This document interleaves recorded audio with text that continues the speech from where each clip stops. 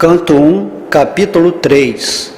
Krishna é a fonte de todas as encarnações. Suta disse: no começo da criação, o Senhor primeiro se expandiu na forma universal da encarnação Purusha e manifestou todos os componentes para a criação material. E assim houve, em primeiro lugar, a criação dos 16 princípios da ação material. Isso ocorreu com o propósito de criar o universo material. Uma parte do Purusha deita-se na água do universo. Do lago umbilical de seu corpo brota um caule de lótus, e da flor de lótus, no topo desse caule, manifesta-se Brahma, o mestre de todos os engenheiros do universo. Acredita-se que todos os sistemas planetários universais estão situados no extenso corpo do Purusha, mas ele nada tem a ver com os componentes materiais criados. Seu corpo é, por excelência, eterno em existência espiritual. Com seus olhos perfeitos, os devotos veem a forma transcendental do Purusha, que tem milhares de pernas, coxas, braços e rostos, todos extraordinários. Neste corpo há milhares de cabeças, ouvidos, olhos e narizes. Elas são decoradas com milhares de elmos e radiantes brincos e são adornadas com guirlandas.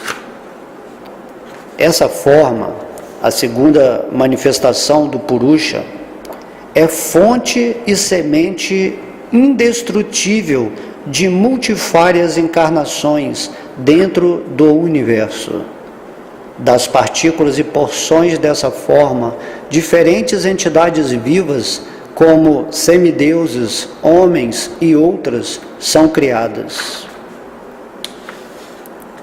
Primeiramente, no começo da criação, havia os 4 filhos solteiros de Brahma, os Kumaras, que, estando sob voto de celibato, submeteram-se a rigorosas austeridades para a compreensão da verdade absoluta.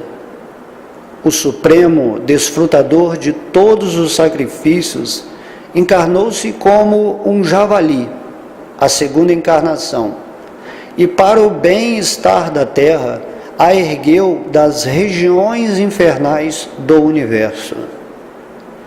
No milênio dos Rishis, a personalidade de Deus assumiu a terceira encarnação, dotada de poder sob a forma de Devarsi Narada, que é um grande sábio entre os semideuses. Ele coligiu exposições dos Vedas que tratam do serviço devocional e que inspiram a ação não fruitiva. Na quarta encarnação, o Senhor tornou-se Nara e Narayana, os filhos gêmeos da esposa do rei Dharma.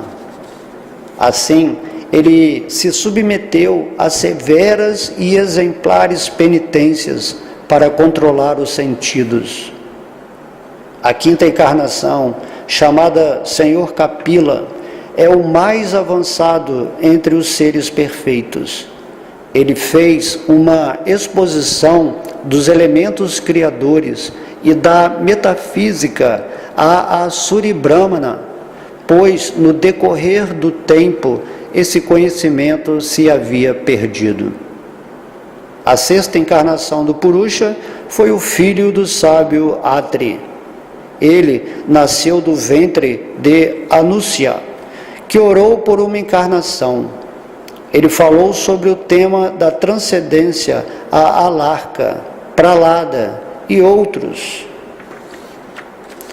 A sétima encarnação foi Jagya, o filho de Prajapati Ruti e sua esposa Akuti. Ele controlou o período durante a mudança do Swayambhuva Manu e foi assistido por semideuses, tais como seu filho Yama. A 8ª encarnação foi do rei Rishabha, filho do rei Nabi e de sua esposa Merudevi. Nessa encarnação, o Senhor mostrou o caminho da perfeição, que é seguido por aqueles que controlaram perfeitamente seus sentidos e que são honrados por todas as ordens da vida. Ó Brahmanas, sob a 9ª encarnação, o Senhor, invocado pelos sábios, aceitou o corpo de um rei, Prito, que cultivou a terra para produzir vários víveres, e por esta razão a terra ficou bela e atrativa. Quando houve uma inundação completa, após o período do Kakshusha Manu, e o mundo inteiro estava mergulhado dentro d'água, o Senhor assumiu a forma de um peixe e protegeu Vaisvasvata Manu, alojando em um barco. A 11ª encarnação do Senhor assumiu a forma de uma tartaruga, cujo casco serviu de pivô para a montanha Mandarakala, que estava sendo usada como batedeira pelos teístas e ateístas do universo. Na 12ª encarnação, o Senhor apareceu como Dhanvantari, e na 13ª, ele enfeitiçou os ateístas através da beleza deslumbrante de uma mulher e deu néctar para os semideuses beberem. Na 14ª encarnação, o Senhor apareceu como Nrsimha e bifurcou com suas unhas o forte corpo do ateísta Hiranyakashipu, assim como um carpinteiro racha bambus. Na 15ª encarnação, o Senhor assumiu a forma de um Brahmana anão, Vamana, e visitou a área de sacrifício montada por Maharaja Bali. Embora desejasse de coração recuperar o reino dos 3 sistemas planetários, ele simplesmente pediu uma doação de 3 passos de terra. Na 16ª encarnação do Supremo, o Senhor, como Brigupati, aniquilou a classe administrativa dos Kshatriyas 21 vezes, tendo-se irado com eles por causa de sua rebelião contra os Brahmanas, a classe inteligente. Depois disso, na 17ª encarnação do Supremo, Sri Vyasadeva apareceu no ventre de Satyavati, através de Parashara Muni, e dividiu o único Veda em vários ramos e sub-ramos, vendo que as pessoas em geral eram menos inteligentes. Na 18ª encarnação, o Senhor apareceu como o rei Rama, com o propósito de executar certo trabalho do agrado dos semideuses. Ele manifestou poderes sobre-humanos ao controlar o Oceano Índico e ao matar o ateísta rei Ravana, que estava do outro lado do mar. Na 19ª e na 20ª encarnações, o Senhor adveio como o Senhor Balarama e o Senhor Krishna, na família de Vrishni, a dinastia de Adu, e fazendo, ele removeu o fardo do mundo. Então, no começo da Kali Yuga, o Senhor aparecerá como o Senhor Buda, o filho de Anjana, na província de Gaya, apenas com o propósito de enganar aqueles que são invejosos do teísta fiel. Depois disso, na conjunção das 2 yugas, o Senhor da criação nascerá como a encarnação Kalki e tornar-se-á o filho de Vishnu Yasha. Nessa altura, os governantes da terra terão degenerado em saqueadores. Ó Brahmanas, as encarnações do Senhor são inumeráveis, como regatos fluindo de inexauríveis fontes de água. Todos os rishis, sábios, manos, semideuses e descendentes de Manu, que são especialmente poderosos, são porções plenárias das porções plenárias do Senhor.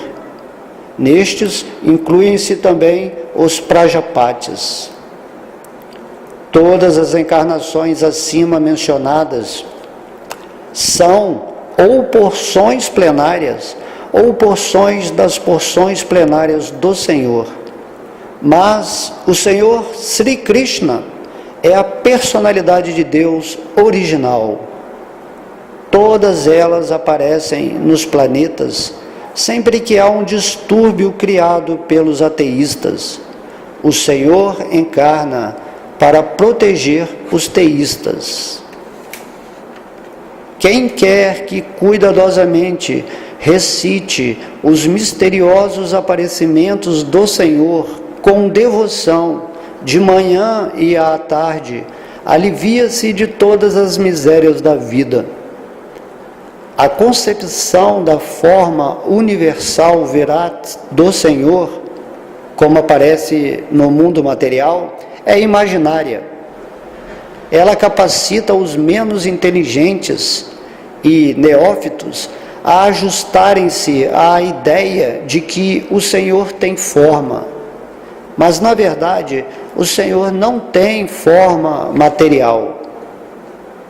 As nuvens e a poeira são transportadas pelo ar, mas as pessoas menos inteligentes dizem que o céu está nublado e o ar está sujo. De forma semelhante, eles também implantam concepções corpóreas materiais no eu espiritual. Além desta concepção grosseira de forma, há outra, ou seja, a concepção sutil de forma, a qual não tem configuração formal e é invisível, inaudível e imanifesta. O ser vivo tem sua forma além desta sutileza, pois de outro modo não poderia ter repetidos nascimentos.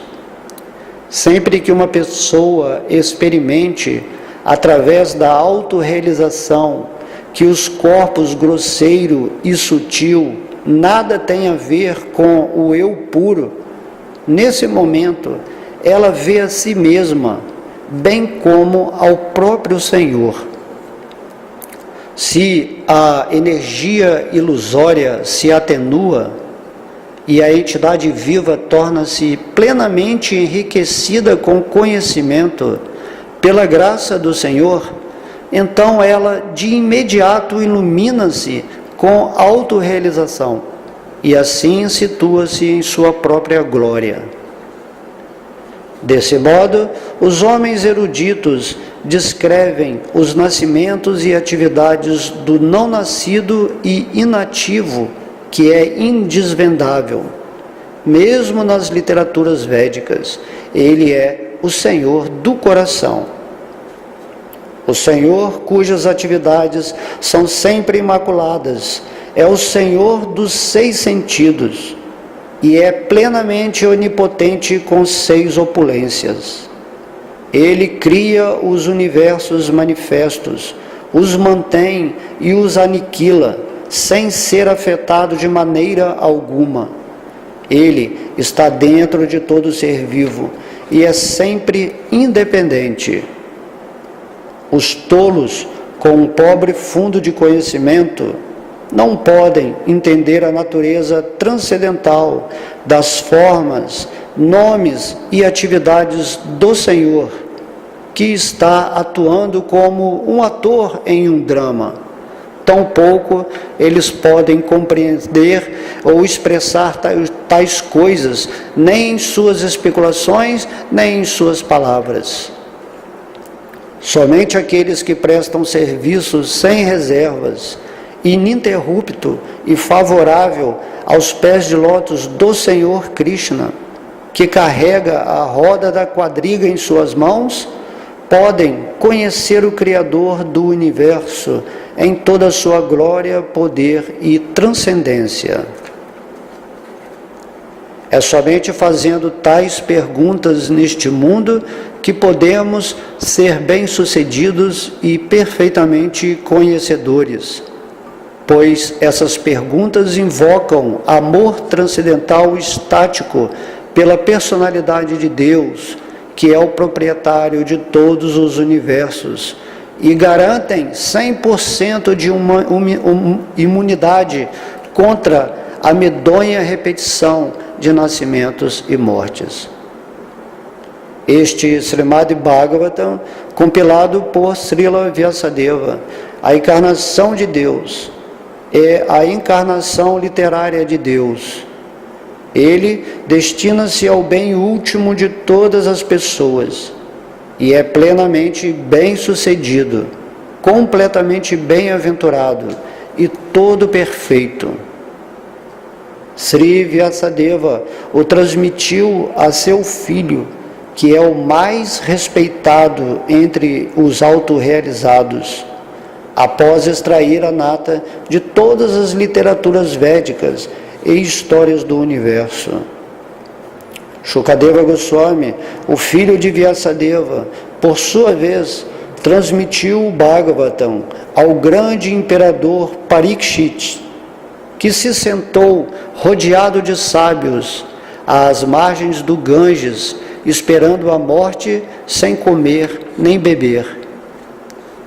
Este Bhagavata Purana é brilhante como o sol e surgiu logo depois que o Senhor Krishna partiu para sua própria morada, acompanhado pela religião, pelo conhecimento e etc. As pessoas que perderam sua visão devido à densa escuridão da ignorância na era de Kali, iluminar-se-ão com este Purana.